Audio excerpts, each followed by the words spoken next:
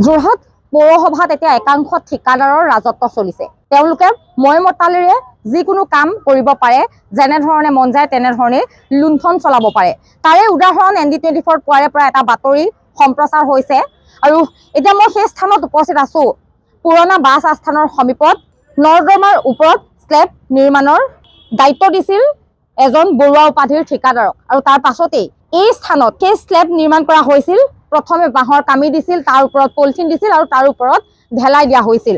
আৰু যেতিয়াই সংবাদ মাধ্যমৰ দৃষ্টিগোচৰ হৈছিল, সচেতন ৰাইজৰ দৃষ্টিগোচৰ হৈছিল সেই বিষয়টো, তাৰ পাছতে কিন্তু নিশাৰ ভিতৰতে, সোমবাৰে নিশাৰ ভিতৰতে এই স্লেবখন ইয়াৰ পৰা ভাঙি পেলোৱা হ'ল। ঠিকাদাৰৰ ভুল বুলি ঠিকাদাৰে অনুমান কৰিলে, আৰু তেওঁ যিটো ভাবিছিল যে লুণ্ঠন চলাব, তেওঁ অধিক লাভ পাব, তেওঁ ধন আত্মসাৎ কৰিব, সেয়া কিন্তু হৈ নুঠিল। ৰাতিৰ ভিতৰতে এই স্লেব ভাঙি দিয়া হৈছিল। যোৰহাট পৌৰসভা সময়ে সময়ে বিতৰ্কত থাকে, আৰু বৰ্তমান সময়ত যদি কোৱা হয়, যোৰহাট পৌৰসভাত উন্নয়নৰ নামত অহা 45 কোটি টকা জমা আছে। এতিয়া এই 45 কোটি টকা কোনে কেনেকৈ খাব পাৰে তাৰ দৌৰত যেন এতিয়া সকলো নামি পৰিছে। সেই 45 কোটি টকা কাম কেনেধৰণে উন্নয়নৰ কাম কৰা হ'ল তাৰ তথ্য বিচাৰি ইতিমধ্যে যোৰহাট পৌৰসভালৈ পত্ৰ প্ৰেৰণ কৰা হৈছে, বিভাগৰ তৰফৰ পৰা পত্ৰ প্ৰেৰণ কৰিছে। আৰু এই ঠিকাদাৰজনক, আচলতে ঠিকাদাৰৰ ওপৰত এজন ইঞ্জিনিয়াৰ থাকে, সেই ইঞ্জিনিয়াৰজনে কেনেধৰণে বাঁহৰ কামি তলত দি তাৰ ওপৰত ঢালাই দি স্লেব নিৰ্মাণ কৰিবলৈ অনুমতি দিলে, সেয়াও কিন্তু প্ৰশ্ন উত্থাপন কৰিব লাগিব।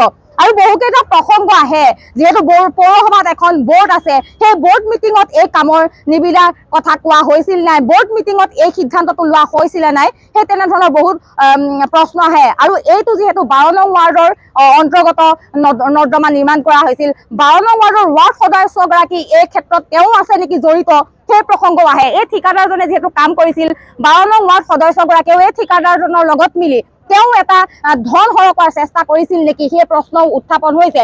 12 নং ৱাৰ্ড সদস্যগৰাকী আছে দেৱজ্যোতি চুটিকৰ, যাৰ তেওঁৰ অধীনতেই এই তেওঁৰ ৱাৰ্ডৰ অন্তৰ্গত এই নৰ্দমা নিৰ্মাণ কৰা হৈছিল। এইটো বিজ্ঞানসন্মত বুলি ভাবেনে? আৰু এই যিটো ঠিকাদাৰৰ কাণ্ড, আপোনালোকো এনেধৰণে জড়িত হৈ কামবোৰ এনেধৰণে কৰে নেকি? নমস্কাৰ, ND24লৈ সেৱা জনাইছোঁ, নমস্কাৰ দিছোঁ। আৰু আপুনি এটা সময় উপযোগী বাৰ্তা লৈ পেলাই আজি যোৰহাটৰ মাজমজিয়াত সাংস্কৃতিক নগৰী যোৰহাটত আপুনি উপস্থিত হৈছে। আৰু 12 নম্বৰ ৱাৰ্ডৰ পৌৰ সদস্য হিচাপে যিটো কাম হৈছে বুলি এতিয়া গম পালোঁ, মোৰ অজ্ঞাতে, পৌৰ সদস্যৰ অজ্ঞাতে, এইটো মই বৰ লজ্জিত।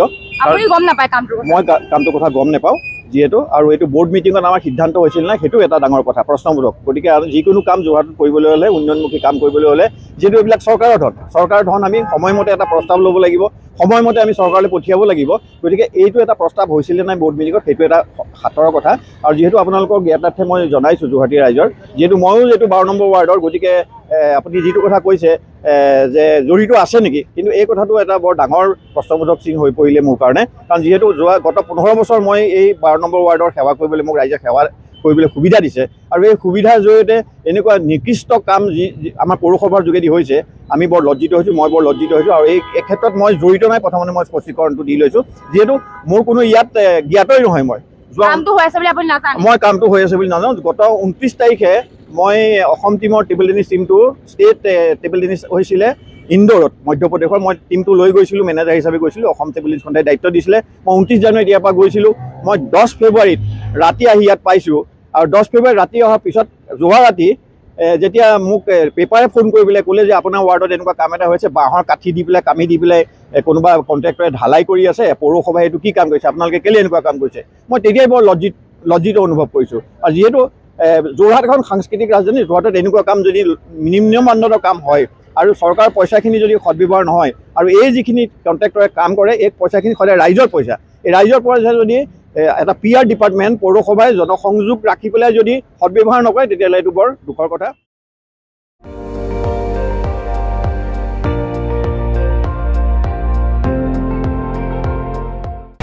আপুনি চাই আছে ND24, সৰ্বশ্ৰেষ্ঠ নহয়, সৰ্বোত্তমৰ দৌৰত।